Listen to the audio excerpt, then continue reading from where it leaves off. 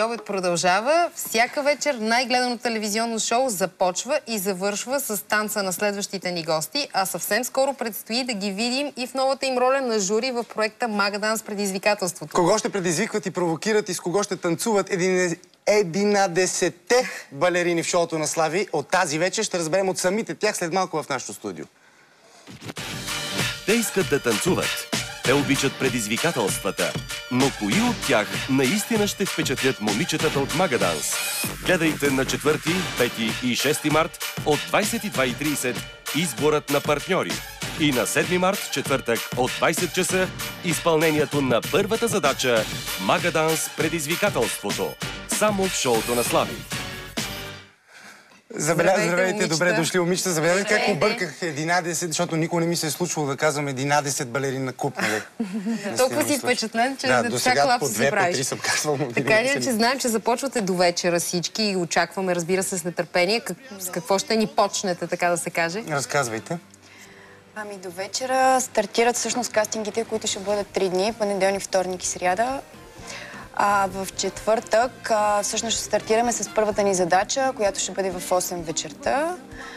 Надявам се да е много интересно. Ние много се забавлявахме на кастинга. Надявам се и зрителите да се забавляват и всичко да бъде наред. Добре, лесно ли ви беше да си изберете партньори? Общо взето, предполагам, че всяко от вас има различни критерии, но какви трябва да са качествата на един кандидат, за да бъде избран?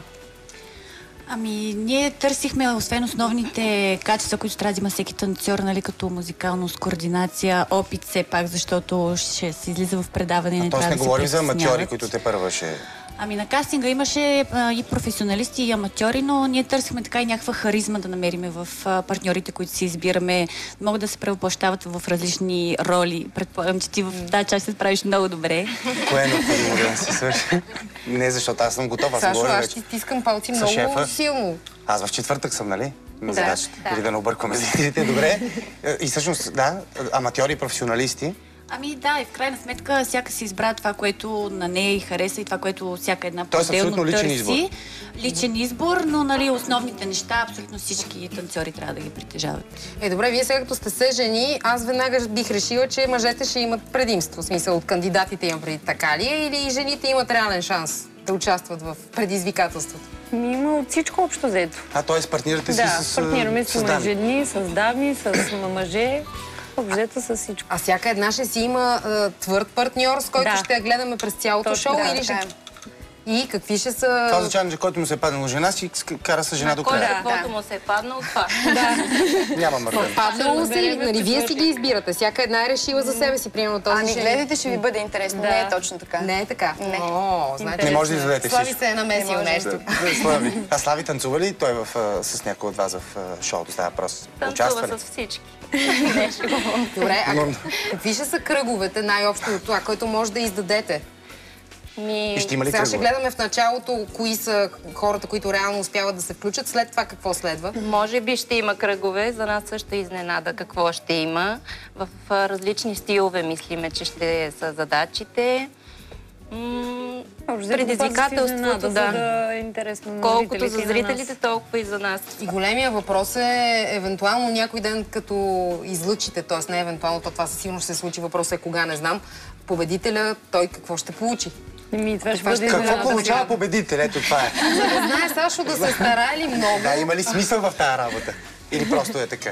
Ами, не знаем каква ще е награда, то все още не са ни казани, но предполагаме, че ще е хубаво. Тоест парична ли ще е? Нямаме представа. Въпреки, че Сашо, докато се замисли човек, това е достатъчна награда за всеки да сам по себе си да танцува с балерините от Магаданс, да. Но това после минава в един момент и какво ти остава? Някакви пари трябва да си спечеля. Добре, кажете ми, вие самите били ли сте в подобна роля до сега? На оценяващ на някой, от чието решение зависи един вид съдбата на някой друг? До сега не сме били в такава роля и именно поради тази причина ни е много интересно. Първото, което е кастинга, беше всъщност в самия кастинг ние бяхме оценяващи и това ни беше много по-различно, тъй като до този момент винаги сме били от другата страна, нас са ни оценявали. И самото име предизвикателството за нас много голямо предизвикателство, просто защото сега ще танцуваме и с подвойки. Това никога не сме го правили до този момент. Въобще и с партньор, и с мъж, нали, като цяло. И е малко по-различно за нас. Различни стилове, които на нас не са ни чак толкова ясни. Тоест, вие правите и допълнителни, как да кажа, уроци, взимахте ли някакви упражнения за партньорството, защото доколкото знам, това е сега различно. започваме. Сега просто започваме с самите партньори. До този момент сте ни виждали само по начина, по който ни виждате всяка вечер. Добре. Кажете, примерно, случва ли се някога точно защото ви е за първи път да ви стане мъчно за някой, който примерно е на ръба и се чудите, този сега коя е да го най-състрадателна от вас? пуснали? Ми е различно. Няма много. Имате ли трудни решения по време на кастингите, да го кажем така? Или някакви, примерно пък обратното, плакахте ли за някой от участниците, които трябваше да изритате? Не. Не? Вие сте безмилостни. Кастингите бяха много забавни. Не се е случвало никой да плаче. Разбира се, имаше такива танцори, за които наистина ни беше мъчно. От гледна точка на това, че не можаха да влезнат в избраните 11, но като цяло бяха много забавни. Добре, кажете ни някои такива наистина крайни случаи. Най-възрастен участник, най-млад или най-ексцентричен, някой луд леко? Има ли?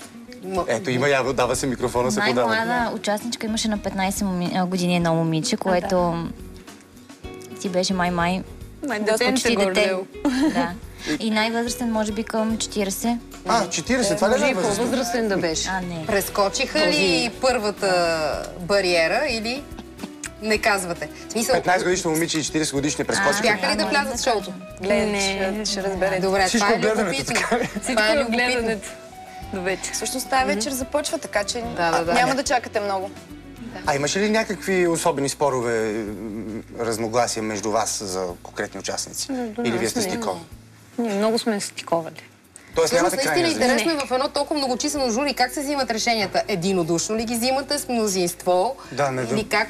На демократичен принцип. Ние същи критерии като цяло. Знаеме какво търсим, знаеме какво ни харесва, така че не ни беше трудно. Добре, като си говорихме за оценяване и това да си оценя, сигурно всяка една от вас си спомня своето начало. Когато други хора са ви оценявали. Да, ние всъщност почти всички тук сме гимнастички и сме били по състезания, там са ни оценявали, така че винаги сме били от другата страна, а не от страната на оценяващи. Добре, случва ли ви се, не знам, вие ще кажете, има ли сред вас такива казуси на някой, който не знам, не му е било толкова начало не му е било толкова лесно в началото.